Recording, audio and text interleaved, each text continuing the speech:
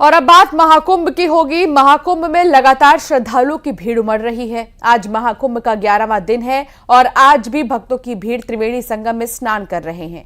कल 10वें दिन महाकुंभ में करीब 50 लाख श्रद्धालुओं ने डुबकी लगाई और अब तक 9.25 करोड़ से भी ज्यादा लोग महाकुंभ में स्नान कर चुके हैं।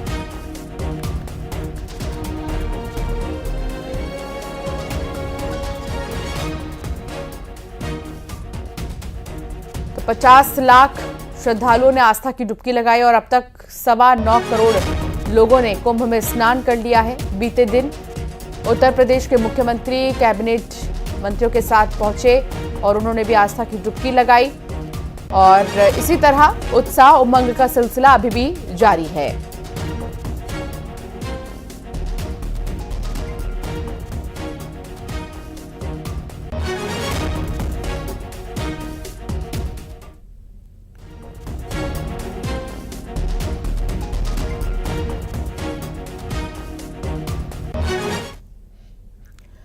महाकुंभ 2025 में अलग अलग रंग देखने को मिल रहे हैं, जिसमें अब नवदुर्गा की मूर्तियां भी दिखाई दे रही हैं। वहीं भगवान राधा कृष्ण की झांकी भी लगाई गई है।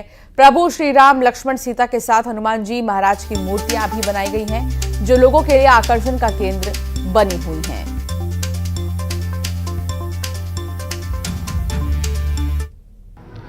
महाकुंभ 2025 और क्या अद्भुत सुरम्य और इतना बेहतर दृश्य आपने शायद ही कहीं देखा हो। हर एक जगह पर अलग अलग रंग है और यहाँ मां साध्वी ऋतंबरा जी का ये जो आश्रम यहाँ बना हुआ है, वहां पर माता शैलपुत्री, ब्रह्मचारिणी, चंद्रघंटा यानी 9 देवियों की जो प्रतिमाएं हैं वह स्थापित हैं। इनको देखकर भक्तगण मोहित हो रहे हैं। अद्भुत स्वरूप है। आप यहां आएंगे तो यह झांकी, यह दृश्य, यह मूर्तियां आपको दिखाई देंगी। इसके साथ ही साथ नौ दुर्गा के अलावा भी सिद्धिदात्री मां के अतिरिक्त भी यहां राधा कृष्ण जी की कितनी सुंदर छवि है। गौ माता के साथ यह दृश्य अद्भुत, अनुपम, अलौकिक। यहां आप लोग ये देख रहे थे अभी, तो कैसा ये चित्र है? ये तो एकदम मतलब अति मनमोहक दृश्य है। यहाँ पूरा माघ मेले में घूम रहे हैं। महाकुंभ जो है पूरा बेसिकली इंडियन कल्चर जो एक्सप्लोर कर रहे हैं, हिंदुज्म और सनातन धर्म जो है वो मतलब कितना उसमें डेप्थ है सनातन धर्म में। हर जगह का मतलब लगा हुआ है मॉडल और ये सब एग्जीबिशन वगैरह, और कितनी धर्म की बातें हो रही हैं, स्पिरिचुअलिटी, ये सब प्रचार हो रहा है। आपका क्या कहना है? हम ये कहना चाहेंगे सर कि जो लोग बोलते हैं कि सनातन क्या है, ये है वो है, हिंदू है, लेकिन यहाँ पे आने से हम लोग को पता चलता है कि हमारा सनातन कितना व्यापक है और कितने तरह के लोग जो मानते हैं, जो नहीं मानते हैं, वो सब लोगों के लिए यहाँ पे खुला है। सब लोग आके यहाँ पे जान सकते हैं हमारे सनातन के बारे में। संगम की धरती पर अलग अलग रंग दिखाई दे रहे हैं। एक शख्स साइकिल पर सवार होकर संगम नगरी पहुंचे। इनका नाम पन्ना लाल कोरी है, जो मध्य प्रदेश के रहने वाले हैं। ये साल 1991 में साइकिल यात्रा पर निकले हुए हैं। ये देश के कई मंदिरों में साइकिल से ही पहुंचे हैं।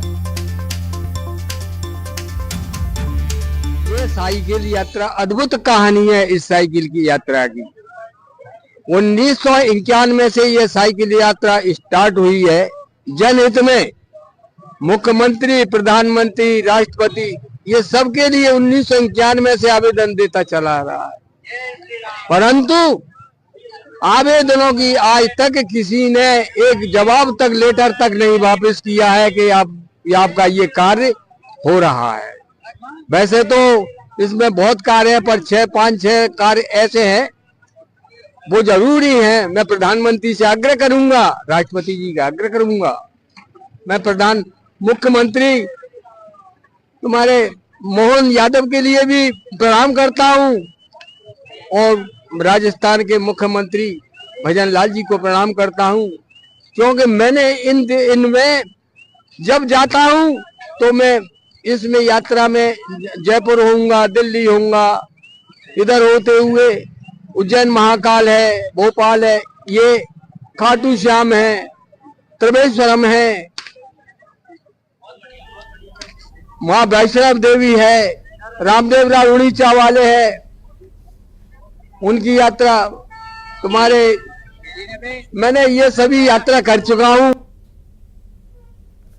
संगम नगरी में इस बार श्रद्धालुओं के लिए जगह जगह से भोजन या कहे प्रसाद की व्यवस्था की गई है। अब तक आप देखे होंगे कि लोग जाकर के भंडारे और लंगर में भोजन को प्राप्त करते थे, लेकिन एक ऐसी संस्था जो कि लोगों के पास जाकर गाड़ियों के माध्यम से उन तक प्रसाद को पहुंचा रही है।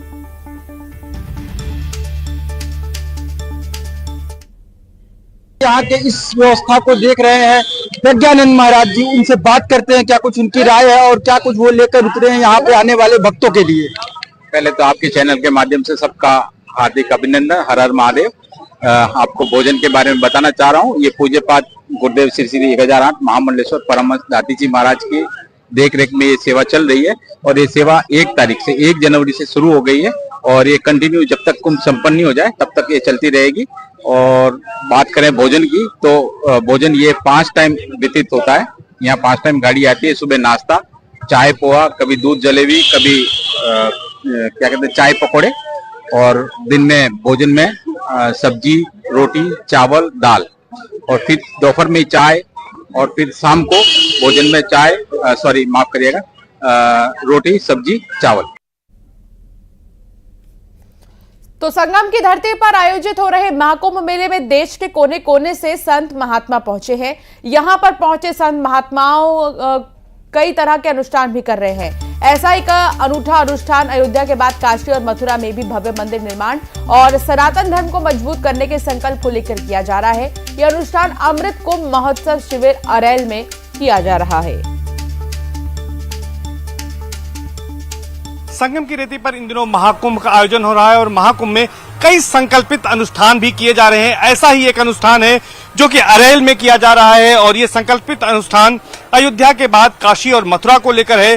दरअसल 22 फरवरी 2024 से गुजरात से एक यात्रा शुरू हुई थी, धर्म जागरण यात्रा। वह देश के तमाम राज्यों से होते हुए 14 जनवरी 2025 को संगम नगरी प्रयागराज पहुंची है, जिसके बाद अरैल में संकल्पित अनुष्ठान किया जा रहा है।